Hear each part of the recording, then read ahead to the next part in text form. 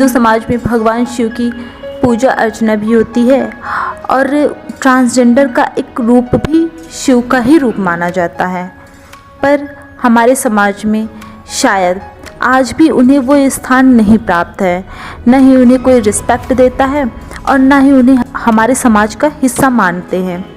तो आज मैं एक ऐसे ही ट्रांसजेंडर की बात करूंगी जिन्होंने न कि इस समाज में अपनी जगह बनाई, बल्कि इतिहास में पहली बार एक नोडल अधिकारी के रूप में चुनी गईं। उनकी ज़िंदगी में बहुत सारे उतार चढ़ाव आए, बहुत सारी मुश्किलों का सामना भी करना पड़ा, पर उन्होंने कभी हार नहीं मानी और न ही वो अपने इरादों से कभी पीछे हटी। तो चलिए दोस्तों, आज हम शुरू करते हैं एक ऐसे ट्रांसजेंडर के बारे में जिनका नाम है अमृता सोनी। अमृता सोनी का जन्म सोलापुर में हुआ था। जन्म के साथ उनके परिवार में बहुत सारी खुशियाँ आई। उनके पिता को लगा कि एक पुत्र ने जन्म दिया है और पुत्र की खुशी में, जैसा कि सभी घर परिवारों में होता है कि एक पुत्र का जन्म हुआ है, और इस खुशी में उन्होंने पूरे मोहल्ले में, घरों में, हर जगह मिठाइयाँ बांटी। पर वक्त बीतता गया और वक्त के साथ साथ अमृता के शारीरिक बदलाव होने लगे, जैसे उनके चलने में लचीलापन। अमृता सोनी बताती हैं कि उन्हें अपने पिता का प्यार तो नहीं याद है, हाँ, पर ये याद है बचपन में अक्सर चलते समय कमर में लचक आ जाने के कारण उनके पिता अक्सर उन्हें मारा करते थे और डांटा करते थे। अमृता सोनी एक नेशनल स्विमिंग प्लेयर थी और उनका जब नेवी में सिलेक्शन होता है तो उन्हें सिर्फ इस वजह से वहाँ से निकाल दिया जाता है कि वो एक ट्रांसजेंडर थी। हमारी समाज में इतनी विभिन्नताएं क्यों?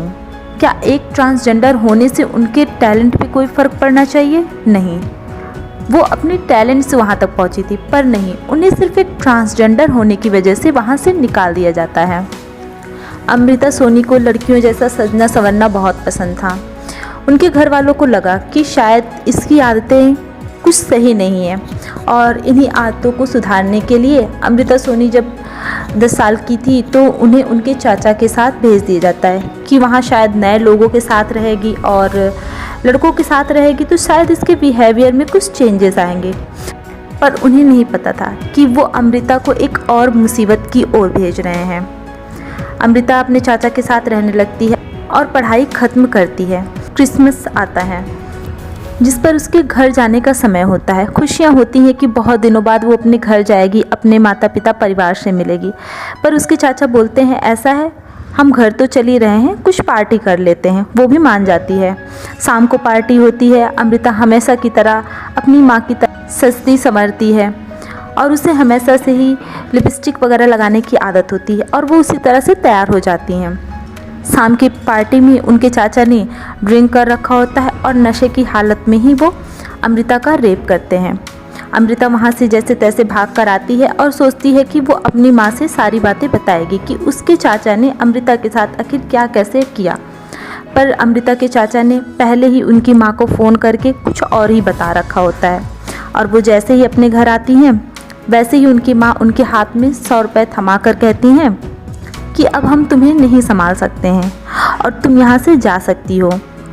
अमृता घर छोड़कर चली आती हैं और आखिर इस छोटी सी उम्र में वो करती क्या, इसी सोच में वो इधर उधर भटकती हैं।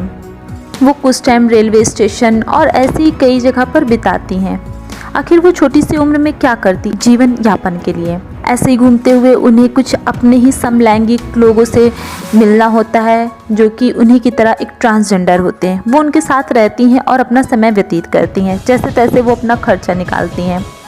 अमृता अपनी आगे की पढ़ाई पूरी करना चाहती थी, पर कैसे करती? एक ट्रांसजेंडर होने के कारण उन्हें समाज एक्सेप्ट नहीं करना चाहता था और न ही उन्हें किसी कॉलेज में एडमिशन मिल रहा था। उन्हें भी हक है एक आम इंसान की तरह जीने का, उन्हें भी एजुकेशन लेने का, पर नहीं। खैर, जैसे तैसे समय बीतता है और उन्हें किसी कॉलेज में एडमिशन मिल भी जाता है, पर उन्हें वो कॉलेज भी उन्हें एडमिशन एज अ गे देता है। उनकी ये शर्त होती है कि मैं तुम्हें एडमिशन तो दे दूँगा, पर एज अ गे।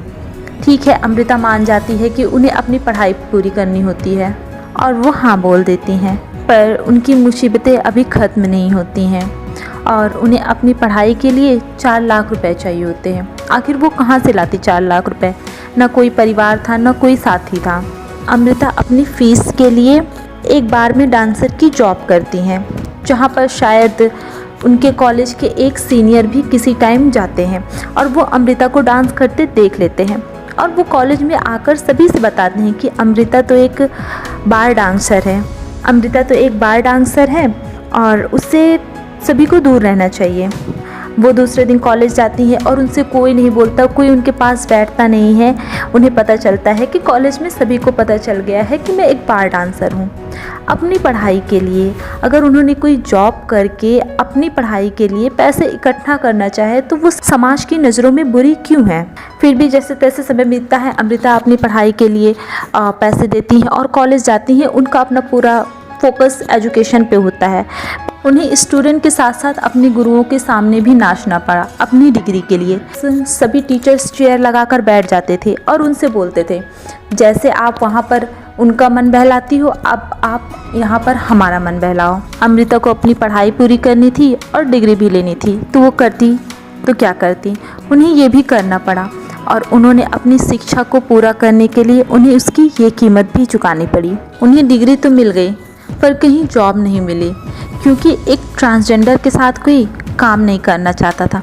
वो जहाँ भी अप्लाई करती थी जॉब के लिए, उनका सिलेक्शन तो हो जाता था पर वहाँ जाने पर उन्हें जॉब से कोई नहीं रखता था, क्योंकि जब पता चलता था कि एक ट्रांसजेंडर है तो कोई उनके साथ काम नहीं करना चाहता था। पर अमृता ने कभी हार नहीं मानी।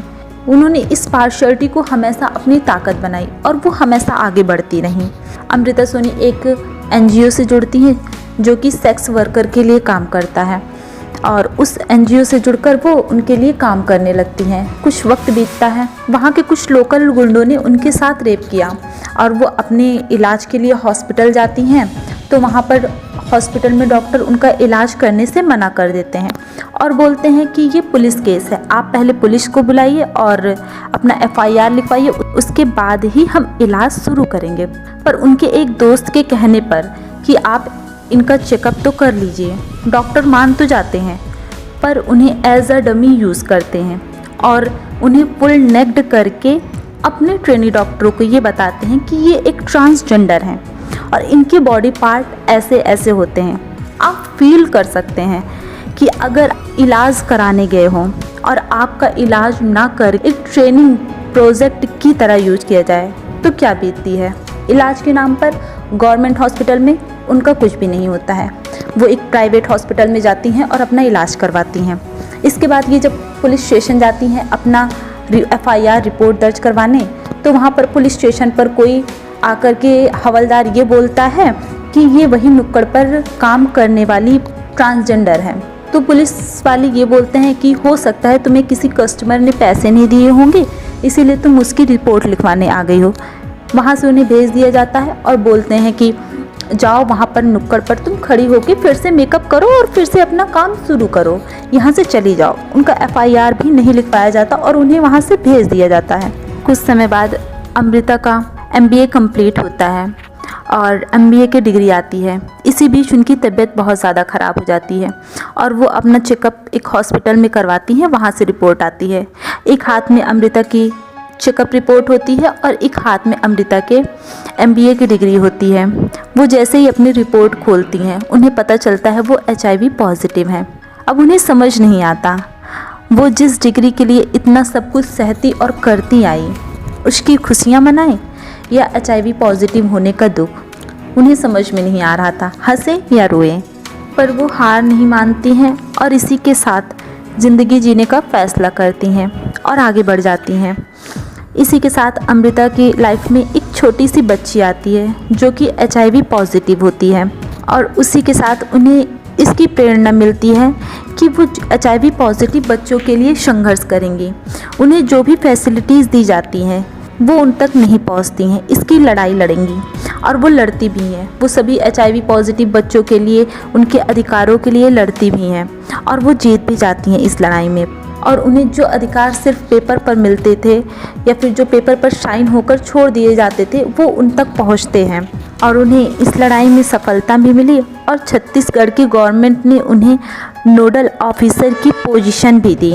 इतिहास में पहली बार कोई ट्रांसजेंडर नोडल ऑफिसर की पोजीशन पर होती है। 2 साल बाद अमृता सोनी पटना जाती हैं, जहां पर वो बिहार में स्टेट कोऑर्डिनेशन की पोस्ट पर काम की। अमृता कभी हार नहीं मानी, वो हमेशा चट्टान सी खड़ी रहती और उसी मेहनत के कारण आज वो 3 स्टेट की रीजनल प्रोग्राम मैनेजर हैं। और यहीं नहीं रुकी आगे, वो एशिया पैसिफिक ट्रांसजेंडर नेटवर्क की को चेयरमैन बनी और आज एक वो सक्सेस की ऊंचाइयों पर हैं। दोस्तों, हमारी ज़िंदगी में बहुत सारी मुसीबतें आती हैं और हम हार मानकर बैठ जाते हैं। हम ये मान लेते हैं कि हम नहीं कर सकते हैं ज़िंदगी में, या हमें लोगों ने जगह नहीं दी है। हमें अपने समाज में खुद अपनी जगह बनानी पड़ेगी, क्योंकि ये समाज तो हमें रहने ही नहीं देगा। हम जहाँ 2 सीढ़ियाँ ऊपर चढ़ेंगे वहीं हमारी टांग खींचना शुरू करेगा। तो अपनी जगह और अपनी सक्सेस की सीढ़ियाँ आप खुद बनाइए। तो मैं कुछ लाइनों के साथ, जो कि अमृता सोनी जी के लिए मैंने लिखी हैं, मैं उसके साथ अपनी स्टोरी ख़त्म करूँगी। जन्म लिया बेटा घर, मिठाइयाँ खूब बटी। जन्म लिया बेटा घर, मिठाइयाँ खूब बटी। समय की जैसे सुइयाँ बढ़ी, रूप बदली उसने बेटी सी। अपने ही खून को ये जानकर ठुकरा दिया, अपने ही खून को ये जानकर ठुकरा दिया। ना बेटा ना बेटी, किन्नर होने की ये सजा दिया। मानव ये भूल गया, मानव ये भूल गया, जिसने तुझे रचा है उसने उसे भी रचा है। फ़र्क बस इतना है, फ़र्क बस इतना है, तुझे पूर्ण नर और महिला और उसे दोनों के ढांचे में गढ़ा है। Thank you guys. अगर आपको ये वीडियो अच्छी लगी है तो आगे शेयर ज़रूर करिएगा। Please subscribe my channel. Thank you.